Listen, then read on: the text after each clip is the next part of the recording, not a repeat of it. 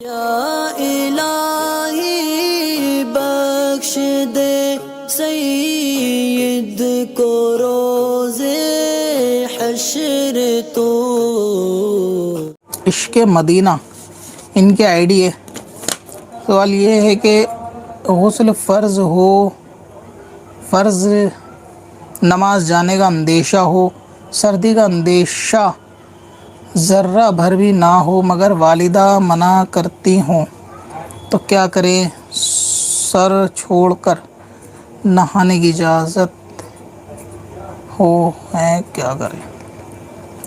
یعنی پوچھنا یہ ہے کہ غسل فرض ہے اور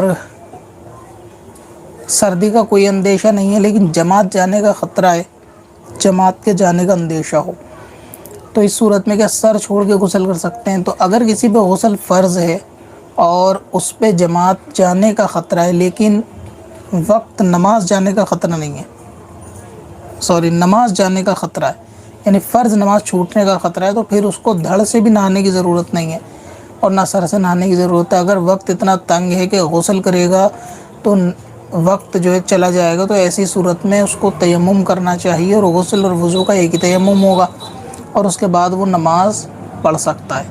لیکن اگر اتنا وقت ہے کہ غسل کر سکتا ہے تو اس کو سر سے ہی نہانا پڑے گا، سر چھوڑنے کی اس میں اجازت نہیں ہے. اور غسل کرنے میں اس صورت میں کہ اگر بندے کو غسل فرض ہو جائے، اس کو غسل کرنا ہو تو مشکل سے 2 منٹ کا وقت لگتا ہے. پورے بدن پہ پانی بہانے والی بات ہے. پیروں سے پہلے آدھا درد ہوئے، پھر کندھے سے فٹافٹ پانی بہائے اور پھر سر سے 1-2 مگے پانی بہائے جس سے سارے بدن پہ پانی بہہ جائے. اور اس پورے پروسیس میں 2 منٹ کپڑے پہننے کے ساتھ لگتے ہیں. شاید اب لوگوں کو زیادہ لگ سکتا ہے، اگر لے کے بیٹھ جائیں گے صابن وغیرہ تو ٹائم لگ جائے گا، لیکن 1-2 منٹ میں ہو جاتا ہے. تو غسل اگر ایسا ہے کہ نماز کا ٹائم جاتا ہو تو پھر آپ سر بھی چھوڑ دیں، گلے سے بھی نہ نہائیں بلکہ تیمم کرنے کے بعد نماز پڑھ لیں. اب اپنی ضرورت کے لیے آسان وظیفہ تلاش کرنا ہوا اور بھی آسان. وزٹ کریں wazifa.smswarsi.com پر اور اپنی دین و دنیا کی بھلائی کے لیے پائیں ڈھیروں آسان وظیفے.